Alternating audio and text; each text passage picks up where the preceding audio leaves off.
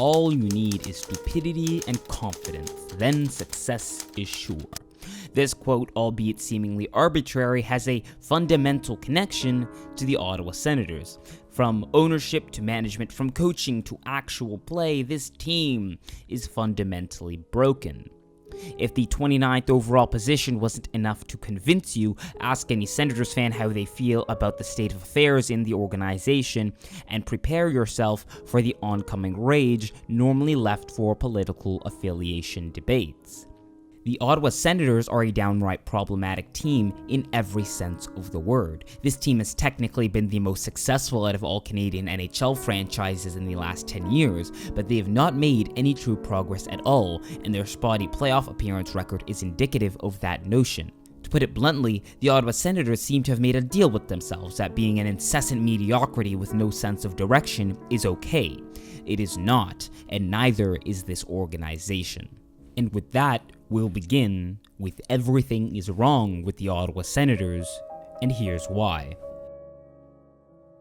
Beginning with the head honcho of this organization, owner and recently appointed CEO Eugene Melnyk. This man is the bane of existence and designated villainous figurehead of Senators fans everywhere, embodying the archetypal character of Satan himself, thus inciting the Melnyk out trend you most likely have seen.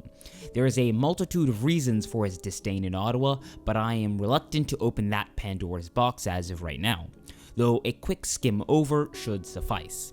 When asked about the possibility of relocation before the momentous NHL 100 Classic game between the Senators and Canadiens, Melnyk said, "I'm not going to blow a lifetime of working hard to support a hockey team. It's not gonna happen. The real question is whether I'm prepared to blow all that money I made over many years in a different industry in a different country. How long can you underwrite a team?" There is an endless supply of these sort of tone-deaf comments from the notorious owner, but those specific comments from Melnyk is what threw the Melnyk out hashtag into mainstream use among Senators fans, especially prominent figureheads in the Senators community. Since then, the hashtag has trended in Ottawa several times with signs following the team wherever they go. This, along with extremely heavy penny pinching by Mr. Melnyk, has led to several major players leaving the team. Players like Jason Spezza, Daniel Alfredsson, Kyle Turris, and more. More so than that, Melnyk's tight wallet has led to many high-probability deals to improve the team falling out.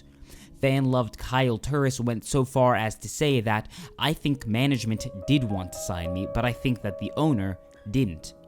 Management didn't take too kindly to that and decided to refute, to which Turris' wife issued a rebuttal with a snarky LOL. The recent antics with Erik Karlsson and his possible departure are not anything to scoff at, but we'll skip over them for the sake of simplicity. Ignoring the semantics of he said, she said, Melnyk's financial situation alone is dire enough to condone his departure. Melnyk has liquidated every non-Sens asset he owns, which is concerning, to say the least. The rest of the front office is in shambles, and we can definitely attest this to the Melnyk effect. Though lack of acceptance of things like statistics as a means to measure the worth of players on ice is a problem in and of itself. Unlike quickly improving teams like the Toronto Maple Leafs, the Senators continue to rely on the eyeball test rather than analytics hires. Comparatively, the Maple Leafs hired stats guru Kyle Dubas as assistant general manager and added an entire analytics department to their organization. Regardless, the problems in the front office have been readily apparent in the media. In early 2017, Cyril Leader, one of the key founders of the Ottawa Senators, stepped down from his role as president and CEO, replaced by Tom Anselmi, who also left more or less a year later. As stated by Colin Cudmore from Silver Seven Sens, from Leader to Peter O'Leary to Daniel Alfredsson, one has to look at Mr. Melnyk and wonder how much tension he's bringing to the team.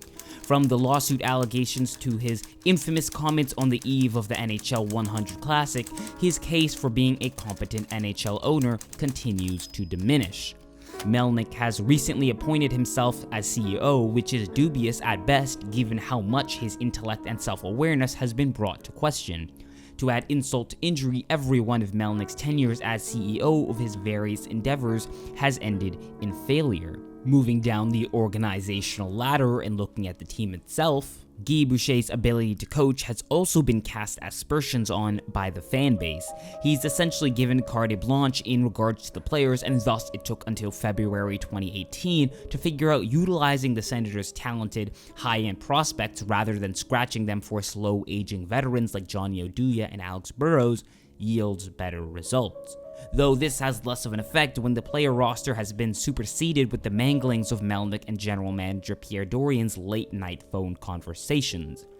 Lastly, and in my humble opinion most importantly, the Ottawa Senators' lack of direction shares a large part of the blame for their critical failure in regards to regular season and playoff success consistency. Looking at trades the Senators have made in the recent past, the lack of a coherent team direction is made vastly apparent. Beginning with the acquisition of Bobby Ryan, the Senators gave up elite prospects Jakob Silfverberg and Stefan Noesen and future first-round pick Nick Ritchie. This trade was indicative of the Senators' goal to win now, and thus they must sacrifice their future. It was a ballsy trade if nothing else, and I must give now deceased general manager Brian Murray accolades for the attempt. The next acquisition by Ottawa quickly followed suit, with Ales Hemsky being acquired for draft picks. Hemsky was thought to be the 1-2 punch the Senators needed with the loss of Alfredsson. It also followed the win now motto the Senators seem to have established. This is where things begin to fall apart. The aforementioned issues with Melnyk and players within the organization resulted in lifetime Senator Jason Spezza being traded. To be fair, Spezza had been known to have requested a trade, and thus the return paled in comparison to what the Senators wanted. Regardless, in that trade, the Senators lost a win-now player for several win-later players who didn't end up panning out. The Senators' acquisition of Matt Duchene and Derek Brassard seemed to at least put them back on the win-now direction, but the recent trades of Dion Phaneuf, Derek Brassard, and highly discussed, highly probable trades of superstars Mike Hoffman and the legendary Erik Karlsson are several steps backwards for the organization. And thus is the story of the Ottawa Senators. Mediocrity is certain when you are trying to pull in both directions at the same time. This is just a peek into the window of incoherence that the Senators organization has become. It is impossible to move anywhere when you don't know what direction you want to go. When the very top of an organization speaks capriciously, acts according to his whims, and is reckless in his behavior and actions, the rest of the organization will soon follow suit. Everything is wrong with the Ottawa Senators, and that's why.